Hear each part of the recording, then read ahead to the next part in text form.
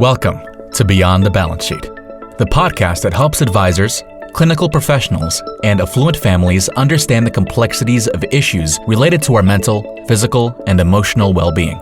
Our co-hosts, Arden O'Connor and Diana Clark, will interview a series of guests on a range of topics, providing informative content and practical tools for professionals and families to consider.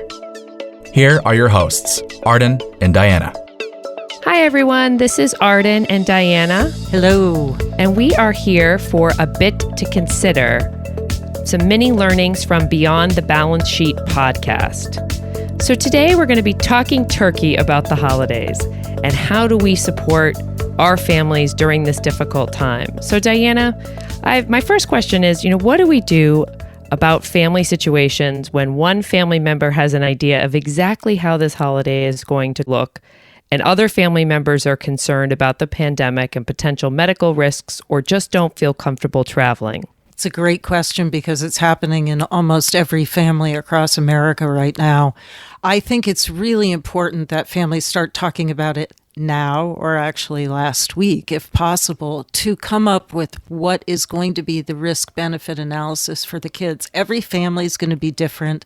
How much have they quarantined up to now? How much are they exposed? Are there folks in the family constellation who are more vulnerable with health? So the pre-planning is going to be significantly different because we're not going to be just talking about food and beverage. It's a great point. And in our family system, we actually just recently decided that it didn't make sense for us to get together. I'm quarantining with my parents. It didn't make sense for us to get together with my brother, his wife, and 2 kids. I know for us, we handled the news pretty well, and we kind of had a chuckle about ways we can Zoom and try and make it as fun of an experience as we can. But we do know that there are other families that we see who are going to have major disappointment. How do you handle it gracefully if you're the one disappointing an in-law or another family member because you're the one saying, geez, I'm just not going to participate if the family is getting together in person? I think we have to be really sensitive to the idea that every family member comes into holidays with a really preconceived notion of what a happy holiday will look like. And for some people, they spend the year looking for those moments. So to have empathy and compassion for the idea that the person who is not getting what they want and it's important to them is going to be disappointed, and maybe make an extra effort, not to get defensive, but to do what is possible. Send cards, send some food, whatever it is possible to make their presence felt at the gathering. I love that. And given that, do you think that this year, we just have to accept that because of the pandemic, all of our holidays are going to be ruined? I mean, is this all bad? I don't think so. When I think of our work as behavioral health and mental health consultants, I'm wondering how many fewer calls we will actually get because the crisis will not have occurred at the larger family gathering with somebody drinking just a hair too much. It's a very good point. Some of those family dynamics definitely get exacerbated if we're all sitting around a table enjoying good food and then maybe enjoying just a bit too much wine. All of a sudden, I can remember a conversation with a client where gripes from when the children I'm putting in quotes that nobody can see, who are now in their 20s, but what they were experiencing when they were little kids came out. You got the bottom bunk, I wanted it, you were always the favorite. So you might be right. You might be on the right thread there. So what opportunities do you think we have to be creative with our holidays this year? Well, I think we're going to have to look at more individual bubble pursuits, right? We can decorate our house, both inside and out. We can do video of gift opening.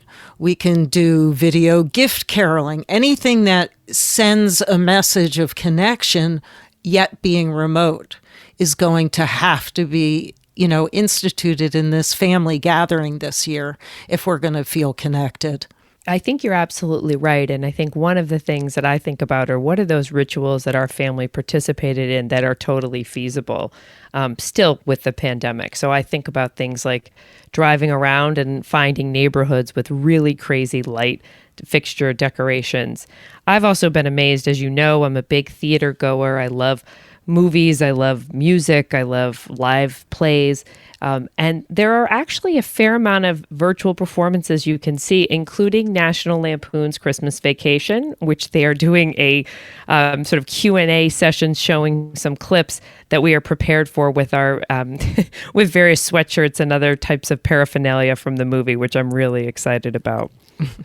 You are a piece of work, Miss O'Connor. I think that's true. I guess my last question is around children and how do we think about kids who are really looking forward to seeing whether it's cousins, other family members who had, maybe a little bit less capacity to adjust their expectations. How do you think about being a parent and reminding them that, they still can have a good time, they still can experience some joy around the holidays? Well, I think the first thing we have to do is actually recognize and acknowledge for them that they are disappointed. Validate the feelings that everybody is feeling a little bit off this year because we can't engage in the same family celebrations as usual. And then say, but how? Ask them, enroll them in the process of, but what can we do given that we are going to be in our house together?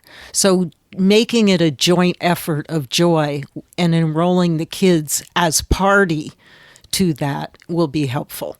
I think it's a great point. The other theme that comes up for me is this theme of gratitude. And I sometimes feel like it sounds a little bit like Pollyanna to talk about that, but in many ways, we're coming up against, the holiday of Thanksgiving for those of us here in the U.S.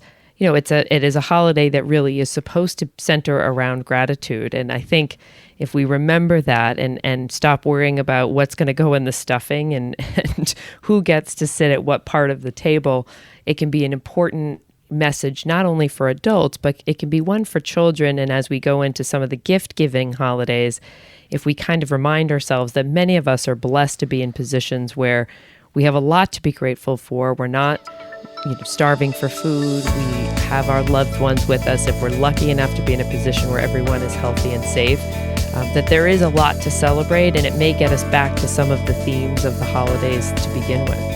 Excellent. Well, that's a bit to consider. Thank you for listening to Beyond the Balance Sheet, a podcast designed to help advisors, clinical professionals, and affluent families solve some of their biggest medical, psychiatric, and emotional challenges. Visit beyondthebalancesheet.com to read more about our guests and resources, and sign up for our newsletter.